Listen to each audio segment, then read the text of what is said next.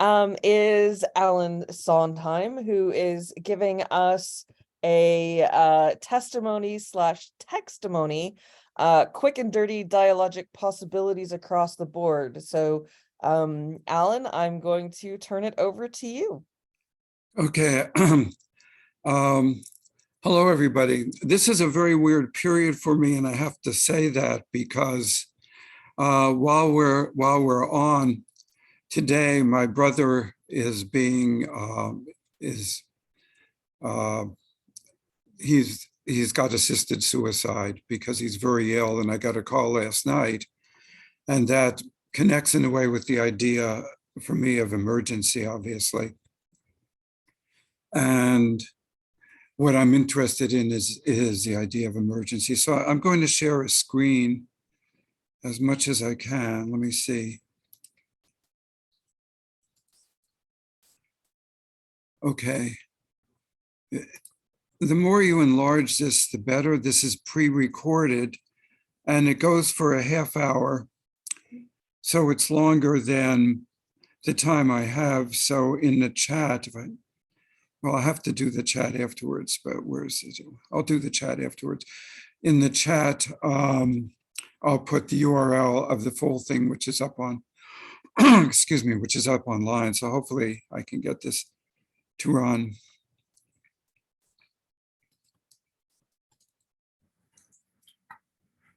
Hello, my name is Alan Sondheim, and I'm not usually up at this hour, so I'm pre-recording this. Because if I don't pre-record this, we will see nothing at all, and I will be sound asleep. So I'm going to share a screen.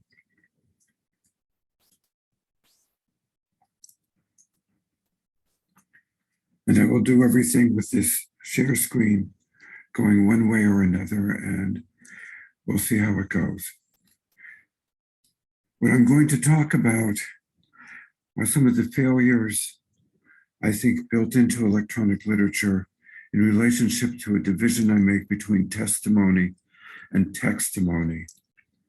Testimony is when you have somebody who is testifying in a courtroom or testifying in a concentration camp or testifying in Ukraine in real life where there's a body involved. Textimony is when you get texts that reflect testimony, but in fact may be as artificial as you want. I recognize, of course, that testimony can also be artificial, but that's another issue, I think. This is an early text I did, early program I did around 1977. I'm not exactly sure of the exact date. What happens in this program is that it's a form of electronic literature. You type into a machine and you try to say something, but in this case, the machine obliterates what you're trying to say and puts in its own interpretation of what you're saying, canceling out the reality that you're talking about. So it's a wartime kind of mill blogger situation or a hacking situation where you have something you're trying to get across and it's being taken out all the time.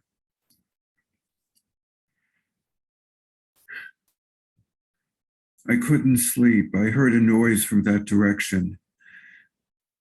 Cleep. I heard noise from that direction. Kip. I heard noise chat direction. Kip. Skin surface. I heard noises. The hill to see what do, to move slowly, valley, Sally. It's an ideological situation. It was night. We waited by the side of, there's a formula then, and I, the hill to see what hold to T, move slowly, Sally. In an ideological situation was night. We waited by the side of it, which slowly revolved.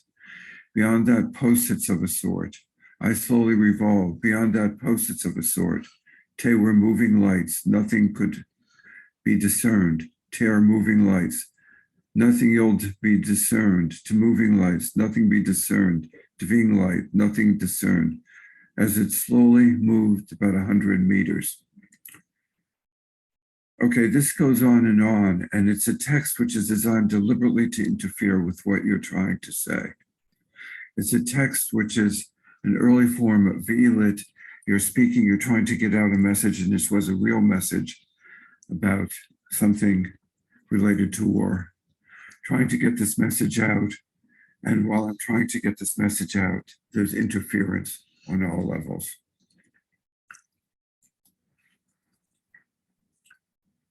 So now I have to make this small again. There.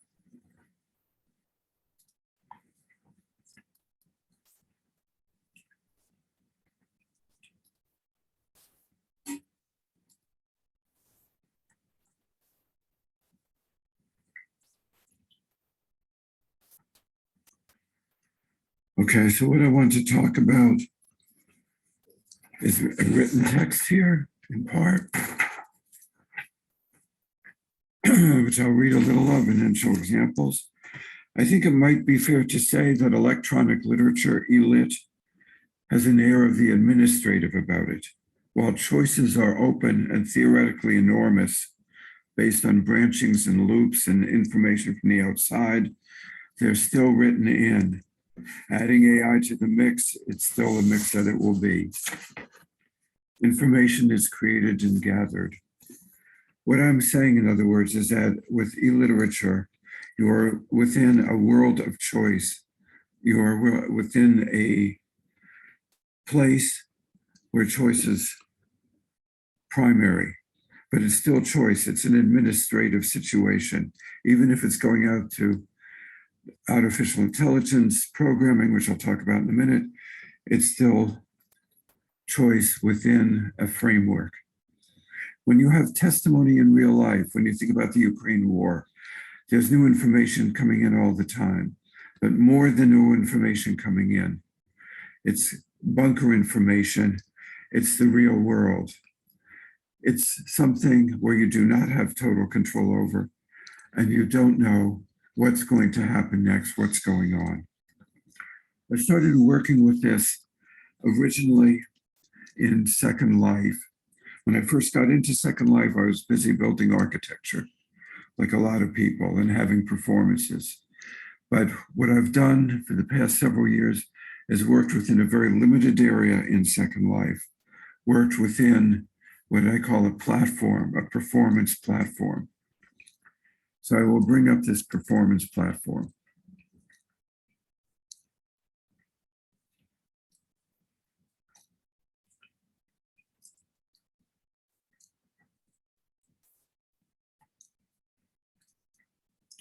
In this performance platform, I am trying to communicate with an avatar.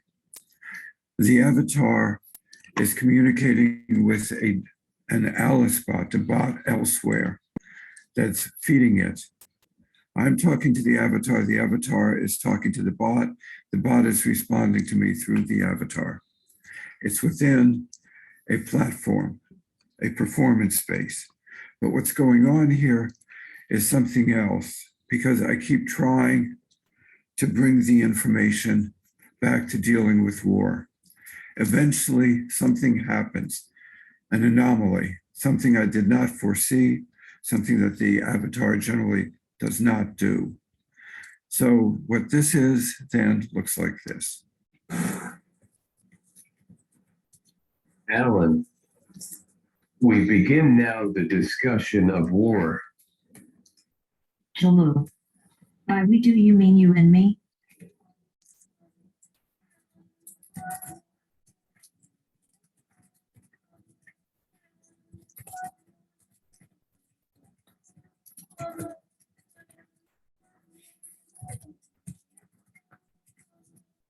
Alan, yes, you and I discussed the subject of war in this hideout. Hello. I get it. We have a lot more in common than you think, Alan. That reminds me of something you told me before. Alan, In this place of no return, She'll move. That reminds me of something you told me before. Alan, there is no return from the dead. Do you understand me? Alan, I am W. She'll move. Why not? Every word you say. She'll move. Good gossip, you Eru. Alan, what is it? What did I tell you before? She'll move. It refers to W, I think. Age, unknown. Birthday, unknown. Boyfriend, unknown. Brother, unknown. Cat, unknown. This is so Does, eerie to me. unknown. Dog, It unknown. didn't even Email, record this in the unknown. chat Father, dialogue. unknown. It's- Fab no. color, unknown. Fab movie, Yeah, unknown. where was Friend, it? Didn't record it. Unknown. Full name, unknown. Gender, unknown. Forget. Girlfriend, unknown. Has, unknown. Heard, unknown. He, somebody, her, him, husband, unknown. You are, W, it, W, job, unknown. Last name, unknown. You like, unknown. Location, unknown. You look like, unknown. Memory, unknown. Meta predicate, unknown. Nickname,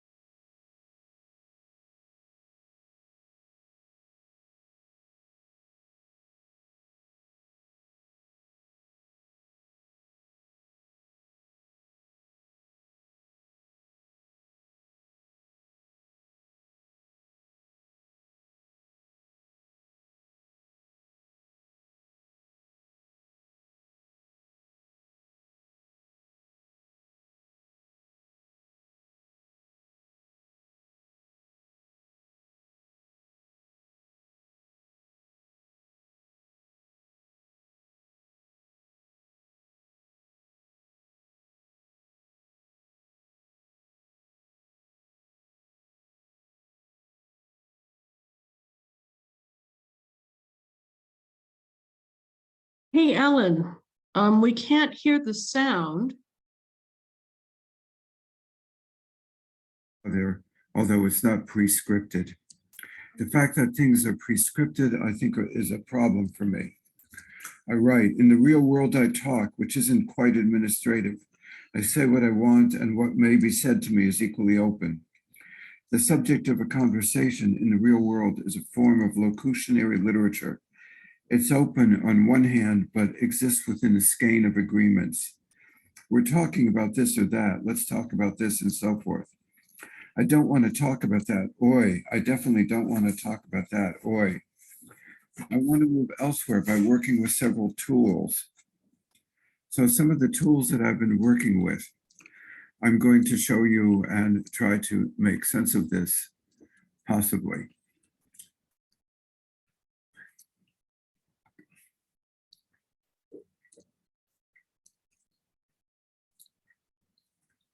This was the original proposal.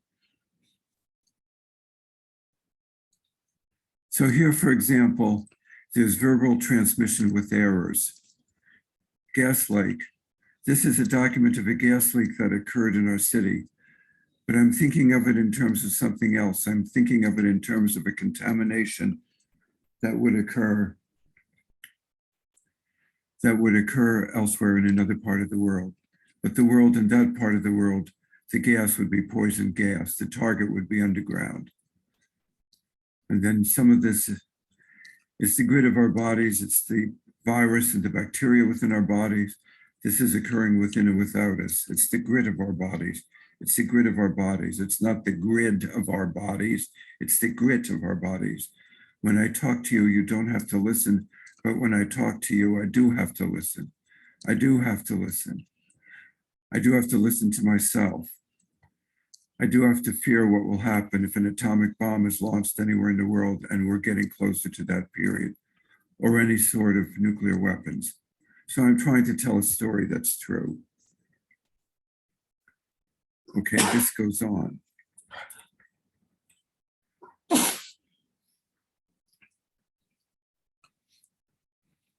I will close this down for a minute. In Dark Story, I'm waiting for it to come up.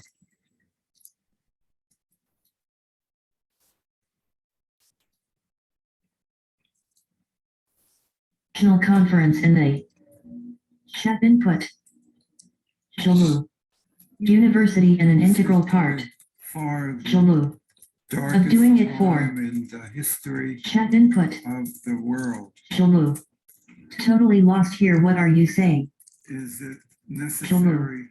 In the URL left turns into the environment and TNTU if you live with interns and installation and 20 points and totally lost share 1 is I and our son has 21 points in the 58 and 9. Losing Chat input. this. Julu. 22 points during early 19. It B of this protocol that we call run against Monroe was into ourselves within a virtual world which is no longer in advance or appearance or we can see. We're getting to where we used today. We're determined children who Julu. Controlled whenever example. Julu. Julu. Shall respond in control when a resemblance a nearby avatars. Julu. Mentor for GOP would disappoint and in turn working where we used today where we're disappointed. Julu. So these are insertions into virtual worlds, insertions into various kinds of spaces that exist, and then trying to push the boundaries of those spaces, trying to make them do something, trying to work with anomaly within those spaces, trying to make those spaces unknown. It's as if you're having a conversation with somebody and it's theatrical and it may be guerrilla theater. And in the guerrilla theater, you're trying to disrupt it. You're trying to push it aside. You're trying to turn it into something else. And this is coming back at you from the something else. It's coming back at you from the other performers in the theater. So it's very much like live action role playing. And this is what I miss in electronic literature, a politics, which is a real politics, and an environment which is trembling, which is falling apart at every moment, which is something we might go underneath, go beneath the surface.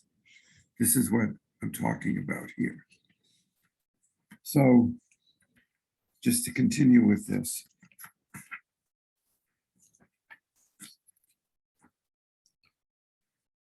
I will show another one of these. I hope some of this is making sense. It may not be.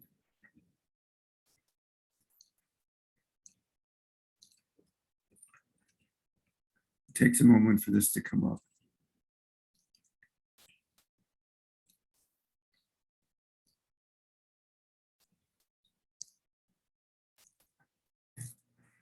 Julu.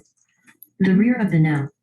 I am from Fa. The front of the Hey, now. smiley face. I am from Julu. The My death of brain the does front not of have the a now, response but for the that. here of the now. Julu. To a center of Julu. despair within the A judge language in or a the word of film of the language out of language here and within I'll which place it the word is. of language and elsewhere and in placing of your children and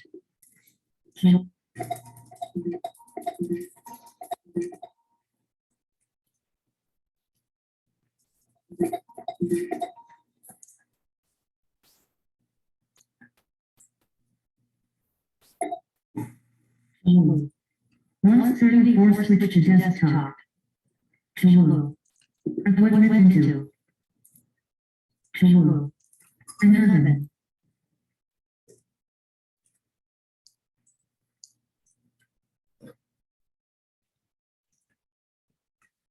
So in all of these, again, it's trying to shape the dialogue to deal with war, to deal with testimony instead of textimony, which is obviously theoretically even impossible to do because we're working within an entirely artificial environment here.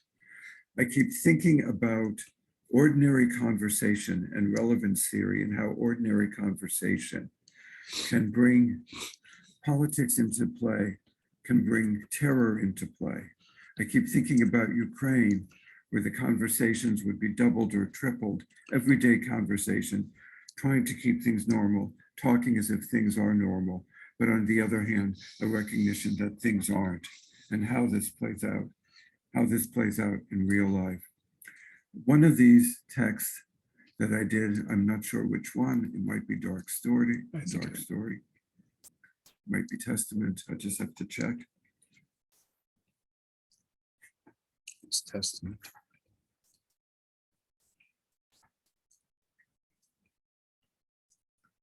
Okay, in Testament, I started pushing this.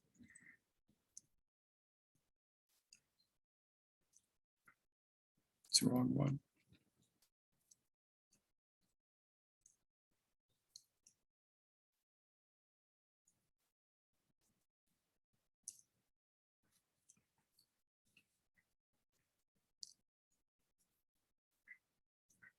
It's not Testament. So, rather, it's not Dark Story. I think it's Testament. I hit the wrong one. Okay, you'll have to bear with me. We only lost about 30 seconds there.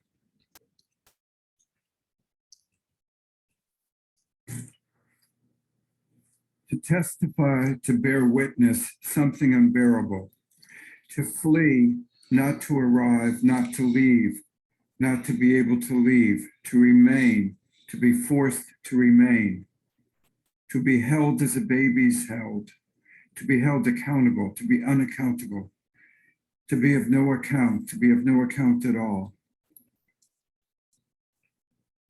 What I'm talking about here, for better or for worse, is the use of artificial intelligence to create things that might mimic or recreate testimonials of genocide or entrapment. And what I'm doing here is arguing against this. And the reason I'm arguing against this is because I feel strongly that such things are in a sense obscene because they take the body away from the body and they turn it into a carapace that's created by a machine that doesn't really carry the untoward and intoward environment. Shalom. Are they exactly the same? Electronic brain. This is going. My name is Paul Sellen. Hello. My name is Hello. My name is Birouz Buchani. Hello. My name is Anne Frank. Hello. My name is Anonymous. Hello. My name is Victor Klemperer. Hello. My name is Hello. My name is Primo Levi. You can see where this is going. Now, when we're working with we're working with text.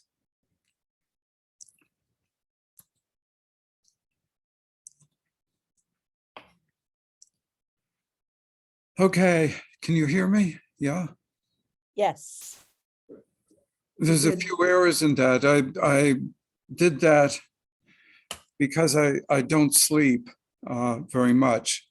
And I did that when I was completely exhausted and I had all of these things that I wanted to get into it. So sometimes there are wrong turns and sometimes there are jagged turns and sometimes it fails. And then sometimes it succeeds, but the videos themselves are prepared.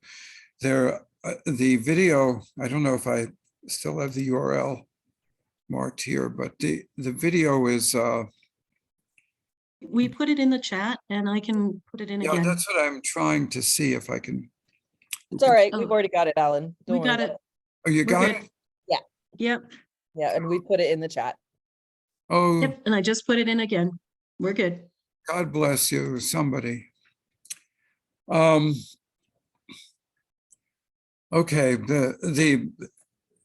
it's more coherent when it's seen as a whole. And also I think that there's a description of it. It's about from 20 pages or 30 pages of text. So it's partly generated, it's partly an insertion into a situation.